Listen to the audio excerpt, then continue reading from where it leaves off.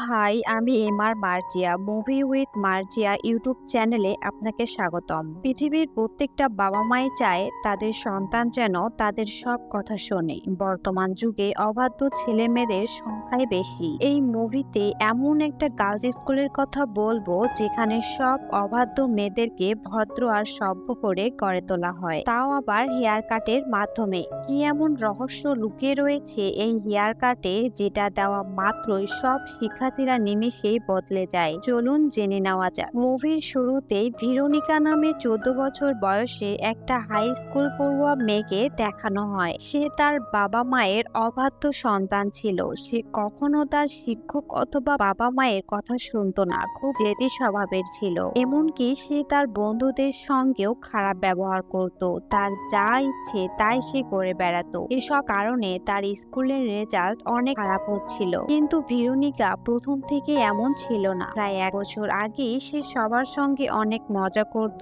অন্যদের কেয়ার করত এবং সব সময় হাসি খুশি থাকত। এমনকি সে তার স্কুলের টপ স্টুডেন্টদের মধ্যে একজন ছিল। ছুটির সময় সে তার কিছু বন্ধুদের কাছ থেকে জেনেছিল কিভাবে গ্লোবাল ওয়ার্মিং, বিশ্ব উষ্ণায়ন ঘটছে, কিভাবে মানুষেরা গাছপালা কেটে ফেলছে, যার ফলে পৃথিবীর বায়ুমণ্ডলের অনেক ক্ষতি হচ্ছে। তখন ভেরোনিকা অনেক রাগী স্বভাবের হয়ে উঠেছিল। সে তখন স্কুলের সবার সঙ্গে গাছপালা, পশু পাখি তৈরি জিনিসপত্র ব্যবহার নিয়ে অনেক প্রতিবাদ জানতো। এমনকি আরো অনেক কিছু ছিল যা সে অপছন্দ করত। এই জন্য তার স্কুলের শিক্ষক, ছাত্র ছাত্রীরা এমনকি তার বাবা মা তার এসব প্রতিবাদে বিরক্ত ছিল। কিন্তু এতে ভেরোনিকার কোনো কিছু যায় আসে না। সে কারো কোনো কথা শোনে না। একদিন ভেরোনিকাকে স্কুলের হেড টিচার ডেকেছিল।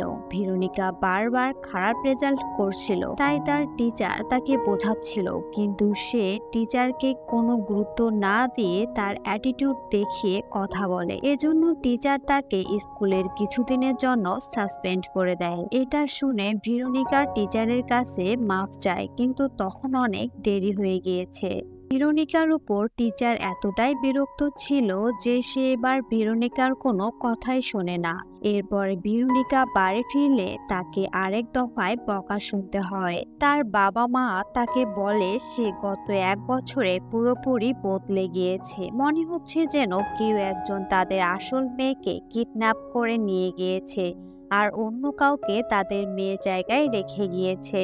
কারণ ভেরোনিকা আগে তার বাবা মায়ের সঙ্গে খেলতো, তাদের সঙ্গে ঘুরতে যেত, অনেক মজা করত, কিন্তু এখন সে কিছুই করে না। মনে হচ্ছে যেন সে পুরোপুরি আলাদা একটা মানুষ এবং এজন্য ভেরোনিকার বাবা মা তাকে অন্য একটা স্কুলে ভর্তি করাতে চায়। তবে এটা কোনো স্বাভাবিক স্কুল ছিল না। এই স্কুলে অবাধ্য, রাগী অথবা অন্য সাধারণ মেয়েদের থেকে আলাদা এমন মেয়েদেরকে ভর্তি করানো হয়। এখানে বিগড়ে যাওয়া মেয়েদেরকে বাধ্য হওয়া এবং ডিসিপ্লিন শেখানো হয়। আর এই গার্লস স্কুল অবাধ্য মেয়েদেরকে ঠিক করতে এক্সপার্ট ছিল। কিন্তু ভেরোনিকা সেখানে যেতে চাইছিল না, কিন্তু তার বাবা মা কোনো কথাই শোনে না তার। পরদিন সকালে তার বাবা মা ভেরোনিকাকে নিয়ে মিস জেনেভিভসের স্কুলে যায়। স্কুলটি একটা বিশাল রাজকীয় দুর্গের মতো ছিল। এই স্কুলের প্রিন্সিপাল আর অন্য কেউ নয়, বরং মিস জেনেভিভ ছিল। এই স্কুলের স্টুডেন্টদের সব হেয়ার কাট প্রায় একই রকম ছিল আর তাদেরকে দেখে স্বাভাবিক মনে হচ্ছিল না। যাই হোক, মিস জেনেভিভ তার বাবা মায়ের সঙ্গে দেখা করে আর সে ভেরোনিকার বাবা মাকে আশ্বস্ত করে থাকে যে তারা তাদের মেয়েকে ডিসিপ্লিন আর খুবই ভদ্রতা শেখাবে। আবারও আগের মতো করে মাত্র কয়েক মাস পরে বাড়িতে ফেরত পাঠানো হবে। সেটাও বলে গত 10 বছরে হাজারেরও বেশি মেয়েকে সে ঠিক করে তাদের বাড়ি পাঠিয়েছে। মেয়েরা যতই অবাধ্য বা রাগী হোক না কেন, মিস জেনেভিভ সবসময় তাদেরকে শোধরানোর কোনো না কোনো উপায় খুঁজে বের করে। এখানে সব স্টুডেন্টদেরকে দেখে ভেরোনিকা তাকে জিজ্ঞাসা করে স্কুলের সব মেয়েদের হেয়ার কাট একই রকম কেন। মিস জেনেভিভ জানায় তাদের হেয়ার কাট তাদের স্কুল ড্রেসের সঙ্গে মানানসইভাবে দেয়া হয়েছে, যা সততা, সরলতা আর বাধ্যবাধকতার বহিঃপ্রকাশ ঘটায়। মেয়েরা তাদের বদঅভ্যাস নিয়ে এখানে আসে আর সে এগুলো শোধরানোর চেষ্টা করে।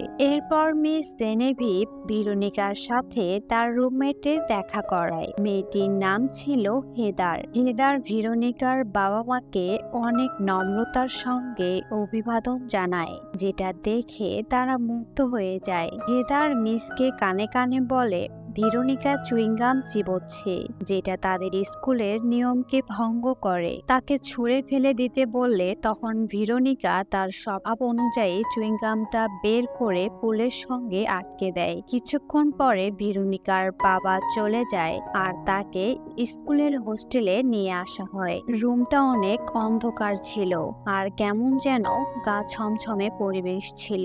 ভেরোনিকা যখন তার কাপড় চোপড় গুছিয়ে রাখছিল তখন হেদার তাকে সাহায্য করতে চায়, তবে ভেরোনিকা মানা করে দেয়। সে তাকে বলে এখন তো এখানে মিস নাই, এখন তুমি তোমার অভিনয় বন্ধ করতে পারো। তবে মেয়েটি তাকে অবাক করে দিয়ে বলে সে শুধু এখানে নিয়ম অনুযায়ী চলছে, যতক্ষণ তার স্কুলের ভেতরে থাকবে ততক্ষণ স্কুলের নিয়ম তাদের মেনে চলতে হবে। তার এসব আজব কথায় বিরক্ত হয়ে ভেরোনিকা মিউজিক প্লেয়ারে গান বাজাতে শুরু করে।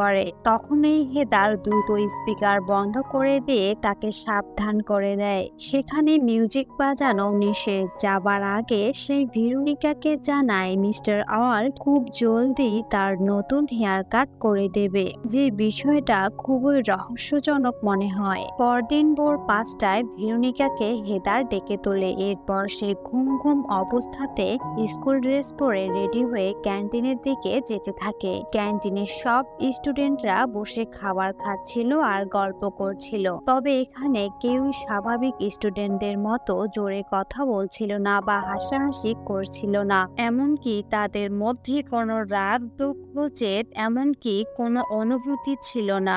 মনে হচ্ছে যেন তারা সবাই রোবট। এদিকে ভেরোনিকা খাবার নেওয়ার জন্য যখন যায় সে দেখতে পায় এখানে সবাইকে শুধু সসেজ আর বেগুন খেতে দেওয়া হচ্ছে। এর মানে এখন থেকে নিজের খাদ্যাভ্যাসও তাকে পরিবর্তন করতে হবে। এরপর যখন সে ক্লাস করছিল তখন ইতিহাসের টিচার ছাত্রীদেরকে অতীতে তারা তাদের পিতামাতার অবাধ্য হয়েছিল আর কেমন শাস্তি পেয়েছিল, মানে স্কুলের সব স্টুডেন্টদেরকে শুধু বাধ্য আর ভদ্র হওয়ার জন্য মগজ ধোলাই করা হয়। ভেরোনিকার কাছে মনে হয় তাদেরকে ভুল শেখানো হচ্ছে, তাই সে ডেভিডের মুখের উপর বলে বাচ্চাদের অধিকার আছে অভদ্র আর চঞ্চল হবার, কারণ এই বয়সে তাদের আচরণ এমনটাই হওয়া স্বাভাবিক। এটা শুনে পুরো ক্লাসের সবাই অবাক হয়ে যায়, কারণ এই প্রথম কেউ একজন তাদের শিক্ষকের উপর জবাব দিয়েছে। কিন্তু ডেভিড তাদেরকে শান্ত করে আর অদ্ভুতভাবে বলে ভেরোনিকাও খুব জলদি ভদ্র হয়ে যাবে। ক্লাস শেষ করার আগে সে ভেরোনিকাকে জিজ্ঞাসা করে কেন সে এখনো তার হেয়ার কাট করেনি। কিছুক্ষণ পরে ভেরোনিকা খেলার মাঠে ঘুরে বেড়াচ্ছিল, তখন মিস জেনেভিভ তাকে তার অফিসে ডাকে। যখন সে তার অফিসে যায় তখন সে ওখানে মিস্টার ওয়েলসকে দেখে, যে সব মেয়েদের চুল কাটতো। সে ভেরোনিকার মাপ নিতে থাকে, এমনকি তার বয়স জিজ্ঞাসা করে, এমন কিছু জিজ্ঞাসা করে চুল কাটার জন্য প্রয়োজন হয় না। সবকিছু জানার পরে মিস্টার ওয়েলস জানায় সামনের বেশ কিছুদিন সে ব্যস্ত থাকবে আর এরপর সে ভেরোনিকার হেয়ার কাট করবে। সবকিছু জানার পর মিস্টার ওয়েলস জানায় সামনের বেশ কিছুদিন সে ব্যস্ত আছে, এরপর সে ভেরোনিকার হেয়ার কাট করবে। তবে মিস জেনেভিভ যখন তাকে রিকোয়েস্ট করে তখন সে নিজের একটা অ্যাপয়েন্টমেন্ট ক্যান্সেল করতে রাজি হয় আর সেই দিন সে ভেরোনিকার হেয়ার কাট করবে। এসব দেখে ভেরোনিকা বুঝতে পারে এই স্কুলে নিশ্চয়ই কিছু তো সমস্যা আছে। এরপর মধ্যরাতে যখন তার রুমে ঘুমিয়েছিল তখন সে নিজের ব্যাগপত্র গুছিয়ে স্কুল থেকে পালানোর চেষ্টা করে। যখন সে মেইন গেটের দিকে পৌঁছায় তখন তার সঙ্গে ক্লিয়ারে দেখা হয়। সে ভেরোনিকাকে যেতে বাধা দেয়, কারণ এ থেকে পালানো এত সহজ নয়। এখানে পুরো স্কুলের চারিদিকে বৈদ্যুতিক তার দিয়ে ঘেরা রয়েছে, এমনকি রাস্তাতেও সব সময় গার্ড পাহারা দেয়। এখানে তারা দুইজন পরিচিত হয় আর ক্লিয়ার তাকে নিজের রুমে নিয়ে যায়। এখানে এসে ভেরোনিকাকে দুইটা মেয়ে স্কেচ দেখায় যারা এর আগেই স্কুল থেকে পালানোর চেষ্টা করেছিল, তবে তারা ধরা পড়ে যায়। তারা গার্ডদের উপর কড়া নজর রেখেছিল। এরপরও তারা দুজন পালাতে পারেনি। এরপর প্লেয়ার তাকে স্কুলের আসল রহস্য সম্পর্কে জানায় যে ভেরোনিকার হাতে আর বেশি সময় নেই। তাকে কিছুদিন পরেই হেয়ার কাট দেওয়া হবে, আর এই হেয়ার কাট যদি একবার কাউকে দেওয়া হয় তাহলে সেই স্টুডেন্ট একটা রোবটের মতো হয়ে যায়। এসব শুনে ভেরোনিকা খুবই কনফিউশনে পড়ে যায়, তাই তাকে সবকিছু দেখানোর জন্য নিয়ে যায়। তারা একটা গোপন টানেলের মধ্যে প্রবেশ করে। এরপর তারা একটা গোপন রুমের সামনে এসে পৌঁছায়, যেখানে মিস জেনেভিভ আর একটা স্টুডেন্ট ছিল। মেয়েটি বারবার তাকে ছেড়ে দেওয়ার জন্য আকুতি মিনতি করছিল। জেনেভিভ তার কোনো কথাই শুনে না। সে নাপিত মিস্টার ওয়েলসকে বলছে তার কাজ শুরু করতে। মেয়েটি ভয়ে চেঁচাতে থাকে। মিস্টার ওয়েলস একটি অদ্ভুত হেলমেট পরিয়ে দেয় আর তাকে একটা হেয়ার কাট দিতে শুরু করে। কিছুক্ষণ পরেই মেয়েটির চুলের স্টাইল পরিবর্তন হয়ে যায় এবং এর সঙ্গে সঙ্গে তার আচরণের পরিবর্তন ঘটে। যে মেয়েটি কিছুক্ষণ আগেই রাগী, প্রতিবাদী, অহংকারী আর অভদ্র ছিল, সে এখন শান্ত এবং ভদ্র হয়ে গিয়েছে। এসব দেখে ভেরোনিকার কাছে সমস্ত ব্যাপারটা পরিষ্কার হয়ে যায়। ক্লেয়ার জানায় ছোটবেলায় তার মাথায় একটা বড় ধরনের আঘাত লাগার কারণে তার মাথায় একটা ধাতব প্লেট লাগানো হয়েছিল। এই ধাতব প্লেটের কারণে সে গত বছরে হেয়ার কাট নেবার পরেও ধীরে ধীরে স্বাভাবিক মানুষে ফিরে আসতে পেরেছে। কিন্তু এরপরেও সে এখান থেকে পালাতে চায় না, কারণ তার বোনও ওইখানে আছে। তবে তার বোন অন্যদের মতো রোবট হয়ে গিয়েছে, তাই তার ভয় হয় যদি সে তার বোনকে রেখে চলে যায় তাহলে তার বোনকে হয়তো মিস জেনেভিভ কোনো ক্ষতি করে ফেলতে পারে। এইসব শুনে ভেরোনিকা তাকে প্রমিস করে যে সে এসব লোকদের হাত থেকে সব স্টুডেন্টদেরকে বাঁচানোর কোনো না কোনো একটা উপায় নিশ্চয়ই বের করবে। পরের দিন সকালে ক্যান্টিনে গিয়ে ভেরোনিকা সব স্টুডেন্টদেরকে শীষ বাজাতে বলে, কিন্তু তখন মিস এসে সকলকে সাবধান করে দেয়। তখন ভেরোনিকা মিসকে বলে যে সে আর ক্লিয়ার গতরাতে তাদের হেয়ার কাটের আসল রহস্য নিজ চোখে দেখে ফেলেছে। মিস সেটা শুনে অনেক রেগে যায় আর বলে কাল সন্ধ্যায় তোমাকেও অনেক ভালোভাবে বদলে ফেলবো। কিছু ঘন্টা পরে ভেরোনিকা ভয়ে তার একমাত্র বান্ধবী ক্লিয়ারের রুমে যায় আর সে দেখতে পায় ক্লিয়ারের নতুন একটি হেয়ার কাট দেওয়া হয়েছে। অর্থাৎ মিস জেনেভিভ যখন জানতে পারলো যে ক্লিয়ার আর ভেরোনিকা তাদের আসল রহস্য জেনে গিয়েছে, তখন সে ক্লিয়ারের মাথায় মিটার প্লেট সরিয়ে তাকে নতুন হেয়ার কাট দিয়েছে। এজন্য এখন ক্লিয়ারও অন্য স্টুডেন্টের মতোই অনুভূতিহীন রোবট পরিণত হয়েছে। এসব দেখে ভেরোনিকার অনেক খারাপ লাগে। তার একমাত্র আশাও ভেঙে গিয়েছে।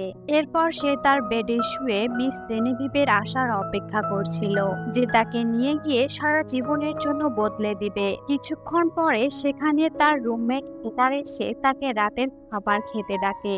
ভেরোনিকার খাবার খাওয়ার কোনো ইচ্ছাই ছিল না, এজন্য সে তার রুমমেটের সাথে তার ছোটবেলার কথাগুলো শেয়ার করে। সে বলে ছোটবেলায় সে অনেক হাসি খুশি থাকতো এবং পৃথিবীতে কি হয়েছিল এগুলো নিয়ে তার কোনো মাথা ব্যথা ছিল না, কিন্তু এখন এই বোরিং লাইফ আর অন্যের কন্ট্রোলে থাকার জীবন বেঁচে থাকাই বা কি লাভ। হেদার তার কোনো কথাই বুঝতে পারে না। ভেরোনিকা একটা গিফট তার রুমমেটকে দিতে চায়। সে তার গান শোনার স্পিকারটা বের করে হেদারের হাতে তুলে দেয়। হেদার একটু অবাক হয়ে যায়। যখন সে বাটন প্রেস করে তখন স্পিকার থেকে একটা কপ গান বাজতে শুরু করে। সঙ্গে সঙ্গে হেদারের মাথায় অনেক ব্যথা শুরু করে সেই মিউজিকের কারণে, কিন্তু কিছুক্ষণ পরেই সে শান্ত হয়ে যায়। তখনই হেদারের সবকিছু মনে পড়ে যায় এবং সে আগের মতো স্বাভাবিক হয়ে যায়। এটা দেখে ভেরোনিকা অনেক খুশি হয়ে যায়, কারণ সব শেষে সে সব স্টুডেন্টকে বাঁচানোর একটা উপায় খুঁজে পেয়েছে। সে হেদারের সাথে একটা প্ল্যান করে। পরের দিন সে মিস জেনেভিভের কাছে গিয়ে বলে সে হেয়ার কাট করার জন্য প্রস্তুত। এরপর তারা দুজনে মিস্টার ওয়েলসের কাছে যাচ্ছিল, কিন্তু যাওয়ার সময় হঠাৎ ভেরোনিকা পরিবর্তন হয়ে যায়। সে মিস জেনেভিভকে অপমান করতে শুরু করে। তখনই সে একটা তার রুমমেটকে ইশারা করে তাদের প্ল্যান অনুযায়ী কাজ করার জন্য। হেদার মিস জেনেভিভের রুমে এসে স্পিকারটা মাইক্রোফোনের সাথে লাগিয়ে পপকর্ন বাজানো শুরু করিয়ে দেয়। এই মাইক্রোফোনের মাধ্যমে পুরো স্কুলের অ্যানাউন্সমেন্ট বক্সে গানটা বাজতে শুরু করে। তখন সব স্টুডেন্টগুলো এই গানটি শুনে পাগলের মতো করতে থাকে আর চেঁচাতে থাকে, কিন্তু এরপরেই তারা স্বাভাবিক হয়ে যায় এবং নিজের আসল পেয়ে ফিরে আসে। সকলে সুস্থ স্বাভাবিক হয়ে যায়। ক্যান্টিনে থাকা ক্লেয়ার প্রায় 1 বছর পর তার বোনকে স্বাভাবিকভাবে ফিরে পায়। শেষ পর্যন্ত সব স্টুডেন্টরা গার্লস স্কুল থেকে বাইরে বেরিয়ে আসে আর সব স্টুডেন্টরা হাসি উল্লাস করতে থাকে। মিস জেনেভিভ তাদের ভিতরে যাওয়ার আদেশ করলেও কেউ তার কথা শোনে না। আর মুভির শেষে সব স্টুডেন্টরা স্কুলের গেটের বাইরে দৌড়ে যেতে থাকে। আর আজকের এই মুভিটি এখানেই শেষ হয়ে যায়।